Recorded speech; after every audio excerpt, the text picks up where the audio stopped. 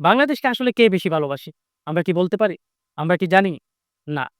আমরা মনে করি পাতার উপরে দামি চেরি এবং এতির ভিতরে যারা গবেষণা করা বাংলাদেশকে নিয়ে লেখালেখি করে তারাই বাংলাদেশকে ভালোবাসে। আসলে নো, এটা রং কথা। আপনাদের সামনে আজকে এমন একটি ভিডিও তুলে ধরব, যে ভিডিওটি আপনার অন্তর কেড়ে দিবে। আপনার হৃদয়ে কম্পন শুরু হয়ে যাবে ভিডিওটি দেখার পর। ভিডিওটির মধ্যে স্পষ্টভাবে দেখা আছে তাদের খাওয়া-দাওয়া সবকিছু বাদ দিয়ে, ঘরবাড়ি ছেড়ে দিয়ে বাংলাদেশের মাটি বাঁচানোর জন্য, বাংলাদেশকে বাঁচানোর জন্য কোন একটি দেশের মানুষের সাথে যুদ্ধের মতো কাজ করে। যার কাছে যা আছে তা নিয়ে বাহির হয়ে তাদের সাথে যুদ্ধ করা শুরু করে দিয়েছে। এমনকি বাংলাদেশের বর্ডার গার্ড যারা আমাদের আইনশৃঙ্খলা বাহিনী কাজ করছে, তারাও তাদের সাথে পরিশ্রম করছে এবং তাদেরকে একজন কৃষক পানি এবং কলা স্পষ্টভাবে দেখা যাচ্ছে সেই ভিডিওতে দেখুন, পানি এবং কলা খাওয়াচ্ছে। তবু বাংলাদেশকে বাঁচাতে হোক। বাংলাদেশের ১ অঙ্গুলি মাটি যাতে কেউ না নিতে পারে। ১ ইঞ্চি মাটি যাতে কেউ না নিতে পারে। বাংলাদেশের উপরে যেন কেউ অঙ্গুলি না উঠাতে পারে। এইজন্য এই দেশের মানুষ নিঃস্বার্থভাবে ভালোবাসা। আসলে আপনি একটা জিনিস চিন্তা করে দেখেন, এই কৃষক বাংলাদেশ থেকে কি পেয়েছে?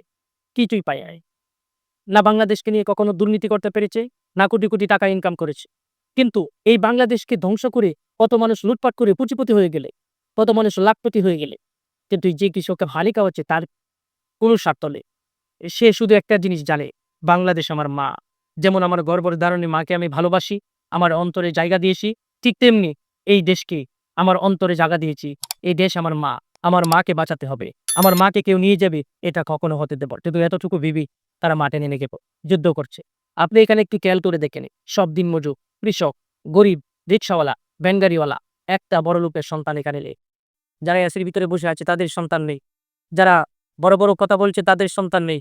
এখানে যদি গুলিবিদ্ধ হয় তাহলে একমাত্র গরিবের সন্তানই হবে। তাই আজকে আমার এই ভিডিওতে আমি বলতে চাই, আপনি উপরতলায় উঠেছেন, কোনো সমস্যা নেই। আপনার চোখটা নিচে রাখবেন।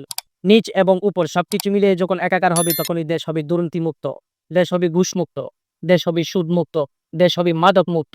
না হয় এই দেশকে বাঁচানো যাবে না। আশা করছি সবাই ভালো